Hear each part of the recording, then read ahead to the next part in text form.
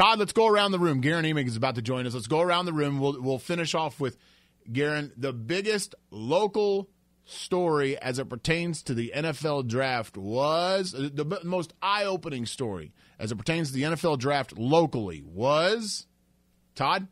I'm going to say, for me personally, Aaron Ripkowski to Green Bay. Oh, you Packers home. Well, I think the Packers are one of the few teams that use that fullback with John Kuhn, and Kuhn has a 1-year deal, so Ripkowski blocking for Eddie Lacy could be a really good thing for the Packers. Look at you. You love it. For me, Blake Bell in the 4th round. What the bleep?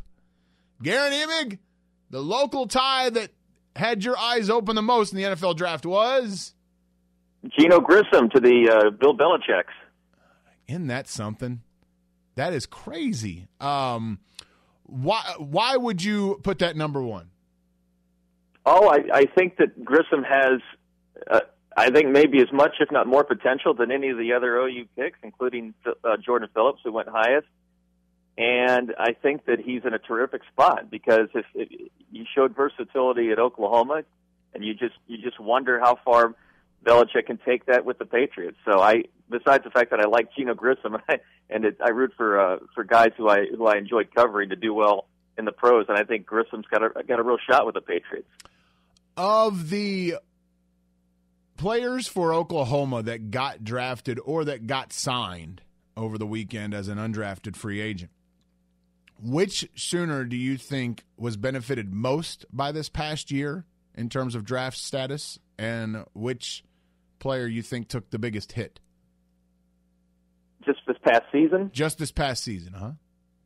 Well, I would say the guy who benefited isn't boy, I wish I could be more original, but that would be Bell in terms of benefiting the most. He went from being a 50-50 at best prospected quarterback to where unless you've got you a glow about you, you're typically going to fall either down toward the bottom of the draft or out of the draft entirely to a mid-round, another potentially versatile prospect who I think really enticed a bunch of teams, including the 49ers who took him. So I think he was most helped.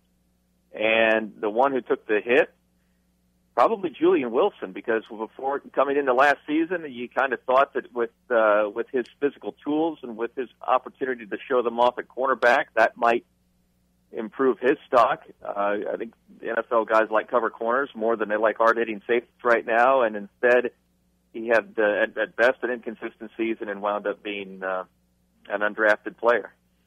Guerin Emig from the Tulsa World is with us here on the Little Caesars Hot and Ready Hotline. Guerin, what's the story? I thought that DGB was from Oklahoma. Why was he listed as from Missouri in the NFL draft? Yeah, isn't that weird? It is weird. Apparently, we all wasted a bunch of time writing stories about this guy the last 6 months. Yeah, it's too bad. I could have enjoyed myself more on the beat had I just ignored the fact that he moved to Norman. The funny thing too is even the broadcasters, no mention really of him transferring to Oklahoma. They all mentioned, well, of course, that's the logical that thing. He was from Missouri. He never played. I know, but no one even mentioned really that he transferred. Well, as soon as he was. When they came out, the NFL came out with a list of combine invitees, and as soon as he was listed as a Missouri player, and this is despite the fact that he's having his pro day in Norman, you knew that, well, the NFL's going to see him as a Missouri Tiger. I think I heard one reference to Oklahoma when they were breaking him down after he was picked. I can't even remember who it was, and I don't even remember if it was ESPN or NFL Network who said it, but they did at least reference the fact that he benefited by going to Oklahoma, behaving himself on the scout team, and being by most accounts anyway, a model citizen. So there was at least a mention. So forget the fact that he's listed as from Missouri or whatever. The one thing that I found most interesting about DGB is that nobody seemed to like where he was drafted and his pro prospects. Does that surprise you? Because all we heard, Guerin, were good things out of Norman last year with him.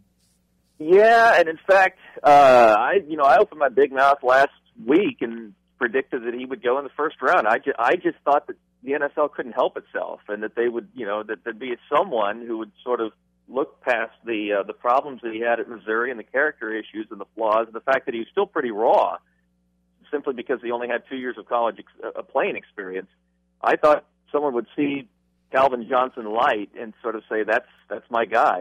He's worth a gamble. And I'm not saying like top half of the draft, but down in the mid-20s at least. And I was a little surprised that it didn't happen. So I still think the kid can be a terrific player if he's able to again prove that he's on the straight and narrow in terms of his behavior, and if he if he finds himself the right position coach that can really develop his skill set, because he still has a lot of development ahead of him. Guerin Emig with us, Tulsa World. Our Sooners insider joins us on the Little Caesars Hot and Ready hotline on 107.7 The Franchise. Let's tie in Billy Donovan to the conversation here. I know you talked to Stoops, if I remember correctly, last week about this, or at least you wrote about it last week. Yeah, I blogged about it. I remember reading it. What were some of the highlights that you came away with in terms of Stoops' thoughts on Billy Donovan? Well, I haven't. I'll be clear. I have not spoken to Stoops since the Red-White game, so I'd like to get his thoughts the next time I see him, or as I'm sure others would, about Donovan, because I know they're good friends. I wrote a blog that referenced the relationship is what I did in the aftermath of Donovan being hired, and what happened was they came aboard at Florida around the very same time. I mean, it might have been just a couple of months. It separated their hire there. Bob picked up by Spurrier to coach the Gators defense around the time that Donovan replaced Lon Kruger, ironically, as the Gators basketball coach. And they just fell into a real solid relationship.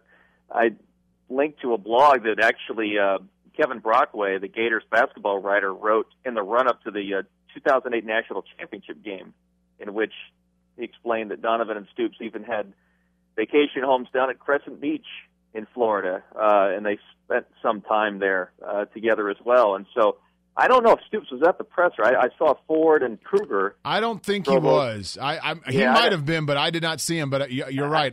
I saw the other two. Yeah. Yeah. So I haven't seen him go on the record about what he thinks of the hire, but I bet you he just is effusive in his praise when he's asked about him. So it's sort of interesting. For Donovan to come into a spot where he's got relationships with the two major basketball coaches just down the road, and then at least one of the two football coaches. 10-4. What else we got for you? I think that's about it. I got some new theme music for Guerin Emig. What's my that? Goodness. What's that? Oh my goodness! This ought to be Oh yeah! How are the dogs? How are the dogs? We forgot. You are a radio hack, Todd. Hey, you can't think of a better intro, though, can you? What a hack. But anyway, how are the dogs? A nod to Lizzie. Very, very sweet of you. Well, both are hound dogs, right? Greyhound and Basset Hound? Oh, look at you. No, you got it. See? Your mind's a steel trap. Nothing gets past you. That's terrific. We got Lizzie and Callie, everybody. Lizzie and Callie. I wrote those down for the last time we talked. Yeah, that's right. I take notes on my guests. That's creepy. Guerin, we'll talk to you, man. Good talking to you. All right, fellas. Have a good week. All right, man. Likewise. Guerin Emig, everybody. Pot it up. Yeah. Why not? We do everything else a little dumb here. Let's play some Elvis, too.